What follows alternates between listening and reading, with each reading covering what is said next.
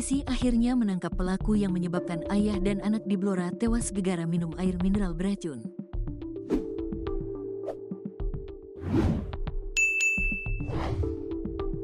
Pelaku ternyata sudah kabur ke daerah Kalimantan Timur setelah insiden ayah dan anak di Blora tewas gegara air mineral mengandung racun. Akhirnya pelaku memburu pelaku hingga ke Kalimantan Timur dan berhasil meringkusnya di wilayah kota Samarinda. Sehingga diketahui bahwa insiden tewasnya ayah dan anak di Blora itu disebabkan oleh orang lain.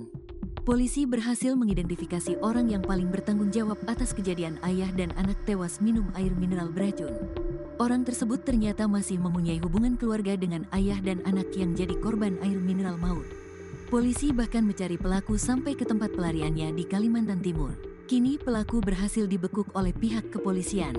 Kapolres Blora, AKBP Wawan Andi Susanto, mengungkapkan bahwa pelaku ditangkap di kota Samarinda, Kalimantan Timur, pada Selasa, tanggal 25 Februari tahun 2025.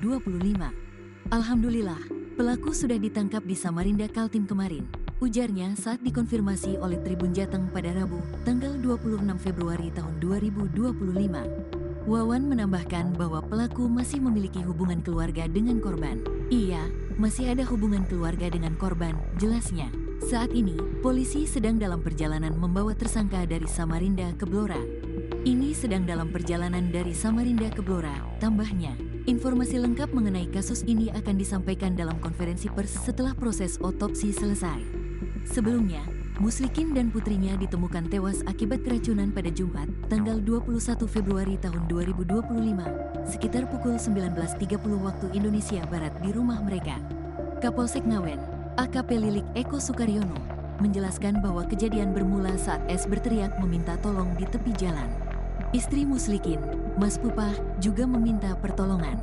Warga sekitar segera datang dan menemukan Muslikin tergeletak di teras rumah dalam kondisi mulut berbusa dan tidak sadar.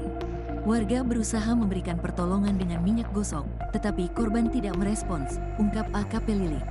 Sekitar 20 menit kemudian, S tiba-tiba lemas dan tak berdaya. Mas Pupah panik dan meminta warga mengambil air dari botol mineral yang ada di meja untuk diberikan kepada putrinya. Namun, setelah meminum air tersebut, kondisi S semakin memburuk hingga dilarikan ke Puskesmas Rowobungkul, di mana nyawanya tidak dapat diselamatkan. Berdasarkan pemeriksaan Bidan Desa Sambonganyar, Muslikin juga dinyatakan meninggal di lokasi kejadian. Hasil identifikasi menunjukkan bahwa korban diduga meninggal akibat mengonsumsi air yang telah tercampur racun gulma, jelas AKP Lilik. Dari pemeriksaan luar terhadap kedua korban, ditemukan bahwa nadi sudah berhenti, pupil mata tidak merespons, dan tidak ada tanda-tanda kekerasan, namun terdapat busa keluar dari mulut.